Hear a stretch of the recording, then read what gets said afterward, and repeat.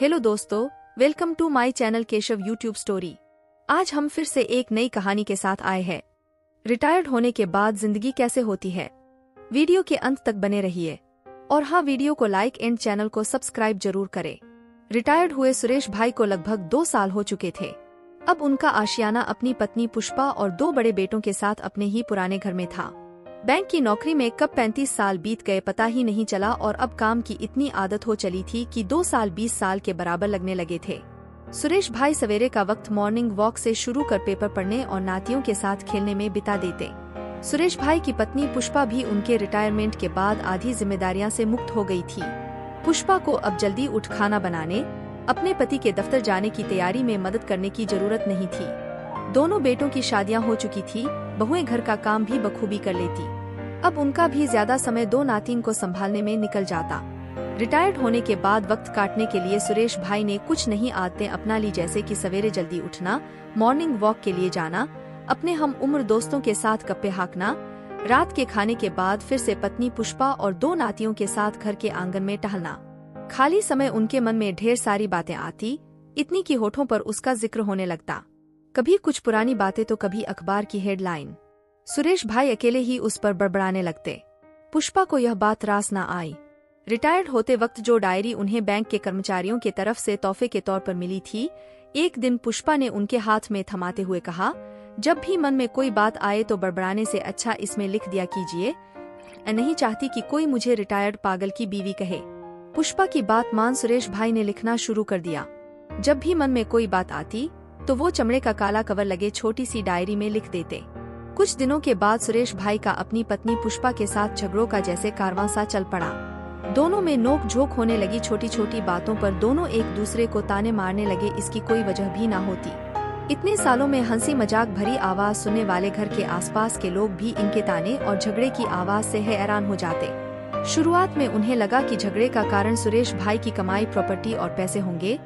जैसे जैसे दिन आगे बढ़ते गए और जब दोनों की नोक झोंक बरकरार रही तो पड़ोसी कहने लगे, बढ़ती उम्र के कारण बूढ़े सठिया गए हैं। पड़ोसियों के साथ साथ उनके दोनों बेटे भी हैरान हो जाते तो कभी उनके इस झगड़े को नजरअंदाज कर देते। एक दिन पुष्पा कपड़े धोते वक्त थक गई, उसकी सांस फूलने लगी। उधर से सुरेश भाई आए और पुष्पा से उन्होंने कहा, यह बुढ़िया उम्र के हिसाब से काम किया कर, गिर गई तो उठाने नहीं आऊंगा मैं। जवाब में पुष्पा भी अपनी नजर सुरेश भाई के तरफ कर बोली, तुम तो खुद गिरे हुए हो, मुझे कैसे उठा पाओगे। आगे पुष्पा और कुछ क्या पाती, उसके पहले ही उसके फूलती सांस के कारण उसे खांसी आ गई और उसकी बात अधूरी रह गई। सुरेश भाई अपना मुंह टेढ़ा कर बोले, खांसते खांसते मर जाएगी तू एक दिन। उनके चेहरे की झुर्रियां उनकी बढ़ती उम्र बयां कर रही थी। ऐसे में जब दोनों एक दूसरे को ताने मारते या एक दूसरे से बात करते तो उनके चेहरे और भी गुस्से भरे लगते। सुरेश भाई को जवाब देते हुए पुष्पा बोली, मुझे कोई जल्दी नहीं है मरने की, आप ही मरो तो मेरे सिर का बोझ भी हल्का हो जाए और आपकी आधी पेंशन भी मेरी हो जाए। ना, लेडीज फर्स्ट, हमेशा नहीं। ऐसा चढ़ते हुए पुष्पा बोली और धोए कपड़े उठाए वहां से छत के तरफ बढ़ गई। ऐसे किस्से रोज होने के बावजूद दोनों एक ही कमरे में सोते और एक ही कमरे में अपना वक्त बिताते। एक रात सुरेश भाई को बेचैनी सी हुई। रात के करीब 12 बजने को थे। जल्दी सोने वाले सुरेश भाई के आंखों में नींद का एक कतरा भी ना था। वह अपने बिस्तर से आराम से उठ खड़े हुए और बिस्तर के नीचे रख अपनी डायरी को लेकर कुर्सी पर बैठ गए। कुछ समय खुली खिड़की के बाहर देख डायरी के कोरे कागज पर उन्होंने लिखना शुरू किया। उम्र की इस दहलीज पर हम वो कर रहे हैं जो इसके पहले हमने कभी नहीं किया। लोगों को वो झगड़ा लगता है, किसी को कुछ तो किसी को कुछ, लेकिन उन्हें कैसे समझाए कि यही हमारे जीने का तरीका है और किसी और के लिए हम इसे बदल नहीं सकते। कुछ सालों से जिंदगी में कुछ छूट सा गया था। माँ, बाबूजी, घर, बच्चे, इन सब की जिम्मेदारी, बैंक का काम, इन सब के बीच हमने हमारी जिंदगी तो कभी जी ही नहीं। थोड़ा सा हम अपने मुताबिक जी भी लिए तो इसमें हर्ज ही क्या है। प्यार हमेशा मीठी बातें, गुलाब और एक दूसरे को हंसा कर तो नहीं जताया जाता। हमारे झगड़े की वजह कोई नहीं है, बस हम सोचते हैं कि हम दोनों में से पहले मरेगा कौन, और कोई एक मर गया तो दूसरे का क्या होगा। लगता है कि हमारा यह झगड़ा कभी खत्म ही ना हो और हम दोनों एक ही दिन इस दुनिया से चल बसे।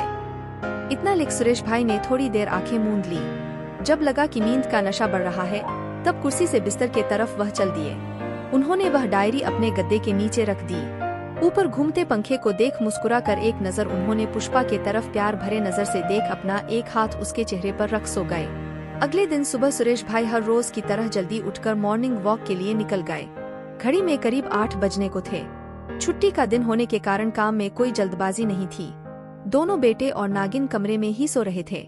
सुबह जल्दी उठने वाली पुष्पा आज अपने कमरे में ही बिस्तर पर लेटी हुई थी। छोटी बहू ने अब तक उन्हें 3-4 बार आवाज लगाने के बावजूद पुष्पा कमरे से बाहर नहीं आई। सुरेश भाई अपना वॉक सवेरे की दोस्तों के साथ एक चाय खत्म कर घर आए। घर में दाखिल होते ही एक कोने में अपनी चप्पल उतार जैसे ही आगे बढ़े तो अंदर से डॉक्टर शरद और उनके दोनों बेटों की आवाज उनके कानों में पड़ी। ऊपर के कमरे की और नजर घुमाई तो वह तीनों उन्हीं के कमरे के बाहर खड़े होकर बातें कर रहे थे। क्या चल रहा है भाई सुरेश भाई? मुस्कुराते हुए उन तीनों के तरफ देखते हुए बोले।